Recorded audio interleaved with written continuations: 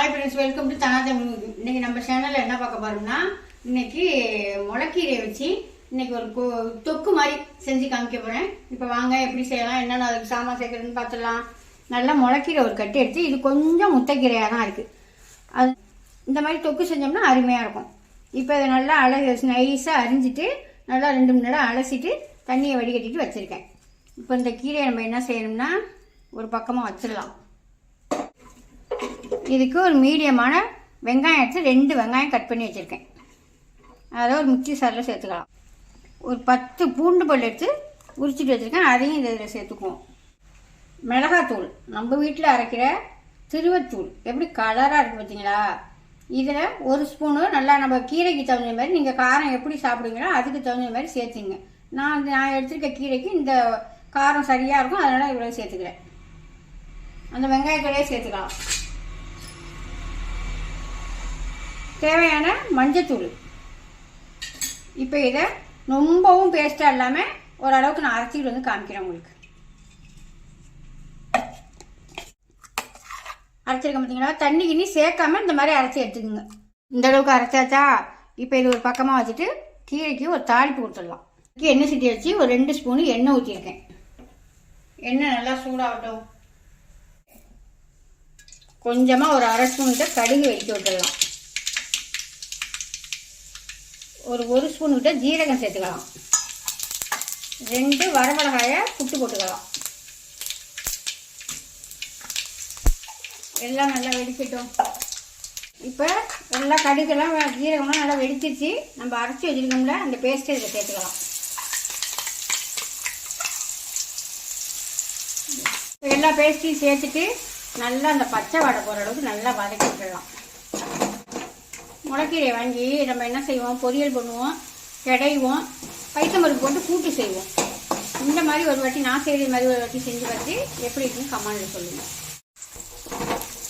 இதுக்கு எண்ணெய் கொஞ்சம் நம்ம எப்போதும் சமையலுக்கு வந்து ஒரு 2 ஸ்பூன் சேர்ப்பீங்களா, இது 1 ஸ்பூன் கூடவே சேர்த்துக்கோங்க. இதுக்கு தேவையான உப்பு சேர்த்துடலாம். தேவையான உப்பையும் சேர்த்து நல்லா ஒரு கிளறி விட்டுட்டு நம்ம சுத்தம் பண்ணி வச்சுருக்க கீரையை இதில் சேர்த்துருவோம். இது வந்து முளைக்கீரை ஒண்டி தான் சேர்க்கணும் அப்படின்னு இல்லை, எந்த கீரை வேணாலும் செய்யலாம். முருங்கைக்கீரையிலையும் செய்யலாம், நல்லா தான் இருக்கும். முளைக்கீரையில் செய்யலாம், தண்டு கீரைன்னு இருக்கணும், கொஞ்சம் முத்தல் கீரையாக இருக்கும், அதுலேயும் செய்யலாம். அப்புறம் பழக்கீரை, எந்த கீரையில் வேணாலும் செய்யலாம். இதை நல்லா வதக்கி விட்டுக்கலாம். அந்த சாந்து ஒன்று சேர இதெல்லாம் நல்லா வதக்கி விட்டுருவோம். வதக்கணும்னா சுண்டி கொஞ்சமாக வந்துடும். நாங்கள் இது இப்போ 2 மணி நேரம் பிள்ளைங்களுக்கு, எங்கள் வீட்டு பேர பிள்ளைங்களுக்கு ஸ்கூலுக்கு செஞ்சு கொடுத்துட்டோம். எங்கள் பாப்பா மத்தியானாலும் இதையே செஞ்சு கொடுங்க அப்படின்னு சொல்லி கேட்டுச்சு. நல்லா சூப்பராக நல்லா இருந்தது. நல்லா புளிச்சிக்கிட்டு உரைச்சிக்கிட்டு.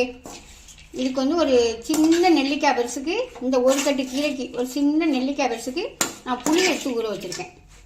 அதை நான் சேர்க்கையில் காமிக்கிறேன். வெயில் காலம் நல்லா ஸ்டார்ட் ஆகிடுச்சு. அதனால் நீங்கள் இந்த முளைக்கீரையெல்லாம் நிறையா கிடச்சிதுன்னா நிறையா வாங்கி சாப்பிடுங்க. எங்கள் சைடெலாம் நிறையா கிடைக்குங்க. நல்லா கிளறி கொடுத்துட்டு கொஞ்சமாக தண்ணி தெளிச்சிக்கங்க. நான் அந்த மிக்சியில் அரைச்சம்லங்க, அது சாரை கழுவி அதில் சேர்த்துக்கிட்டேன். நம்ம வதக்கி விட்டோமா கீரை போட்டு எல்லாமே கரெக்டாக சேர்ந்து இந்த அளவுக்கு வந்திருக்கு. இதில் இப்போ நம்ம உப்பு எல்லாமே சேர்த்துட்டோம். புளி கரைச்சி வச்சுருக்கேன்னு சொன்னேன்னா, ஒரு சின்ன நெல்லிக்காய் பெருசுக்கு எடுத்து புளி கரைச்சி வச்சுருக்கேன். அதை அதில் சேர்த்து விட்டுடலாம். சேர்த்து மறுபடியும் ஒரு கலரி ஒரு கொதியும் விட்டுடலாம். முளைக்கீரையெல்லாம் புளியெல்லாம் அதிகமாக எடுத்துக்காது, அதனால பார்த்து சேர்த்துக்கோங்க. நல்லா கிளறி விட்டு நல்லா அடுப்பை சிம்மில் வச்சு நல்லா அந்த நம்ம ஊற்றின எண்ணெய் எல்லாம் பிரிஞ்சு வர அளவுக்கு கொதிக்க வச்சிடலாம். இது இந்த சமயத்தில் உப்பு போதுமானு பார்த்துங்க. நான் உப்பு பார்த்தேன், எனக்கு பத்தலை, நான் கொஞ்சோண்டு போட்டுக்கிறேன். ஏன்னா நம்ம சாதத்தில் போட்டு சாப்பிடணும்ல, அதனால கரெக்டான உப்பை போட்டுக்கலாம். அடுப்பில் சிம்மில் வச்சு நல்லா கொதிக்க வச்சு காமிக்கிறேன். அப்புறம் வந்துங்க, நான் வீடியோ போட்டிருந்தேன், வீடு கட்ட போகிறோம்னு. திடீர்னு தாங்க அது ஏதோ உட்காந்துருந்தோம், பேசிட்டு எல்லாரும் உட்காந்துருக்கையில் இது செய்யலாம் அப்படின்னு சொல்லி சொன்னாங்க. தங்கச்சி மெயினாக என்ன சொன்னாலும் எங்கள் பையன் கேட்டுப்பாரு. அதனால சித்தப்பா அப்படி சொல்கிறாங்க, செய்வோமாமா அப்படின்னு வந்து கேட்டுக்கிட்டு எல்லாம் கலந்து பேசி டக்குன்னு ஏற்பாடு பண்ணியாச்சுங்க. அது என்னமோ பழமொழி சொல்லுவாங்கல்ல, எந்த நேரத்தில் என்ன நடக்கும் அப்படின்னு திடீர்னு எதிர்பார்க்காம வரும்னு. திடீர்னு நிஜமுறையே இது நாங்கள் எதிர்பார்க்கல. நாங்கள் ஐடியா எதுவுமே பண்ணவே இல்லை.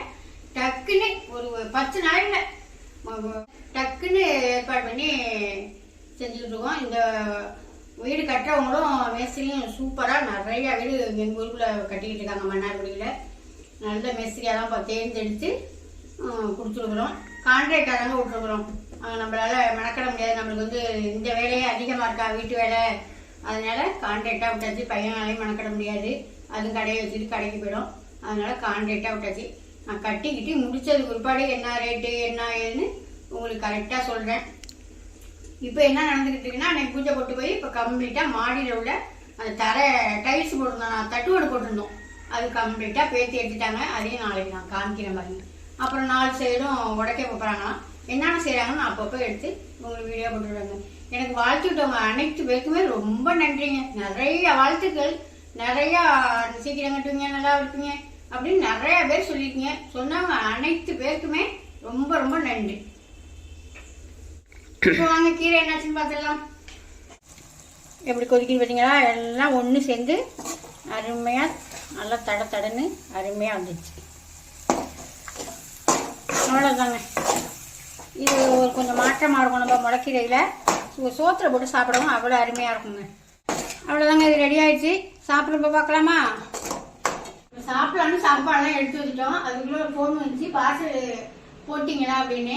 அவங்களுக்கு இன்னைக்கு தரேன்னு சொல்லியிருந்தேன். இப்போ அவங்க வந்துக்கிட்டு இருக்காங்களாம். இப்போ அவங்களுக்கு தான் அந்த பார்சல்லாம் போட்டாச்சு.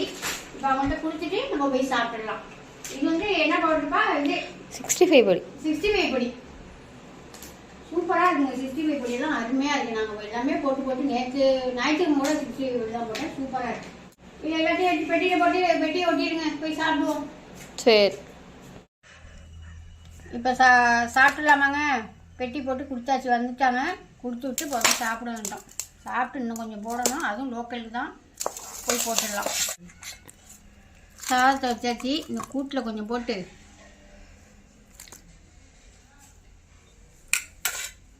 இதுக்கு தொட்டுக்க பார்த்தீங்கன்னா, நம்ம வீட்டில் தான் வத்தல் உடவை போட ஆரம்பிச்சிட்டோமா, இன்னுமா அவ்வளோதான். அர்ஜென்ட்டுக்கு அது நல்லா பொரிச்சு தொட்டுக்கிட்டு சாப்பிடுவோம். நல்லா நிறையாவே போட்டு பிணைஞ்சி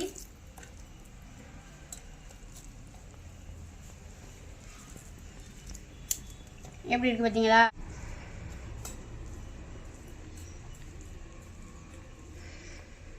இதில் சேர்த்துருக்க காரம், புளிப்பு, நம்ம உப்பு எல்லாமே செம சூப்பராக இருக்குங்க. இதே மாதிரி நீங்களும் ஒரு வாட்டி முளைக்கீரை கிடச்சதுனால இல்லை முருங்கைக்கீரை எந்த கீரையிலையோ செஞ்சு பார்த்துட்டு எப்படி இருக்குன்னு கமெண்ட்டில் சொல்லுங்கள். அடுத்த வீடியோவில் பார்ப்போம். பாய்.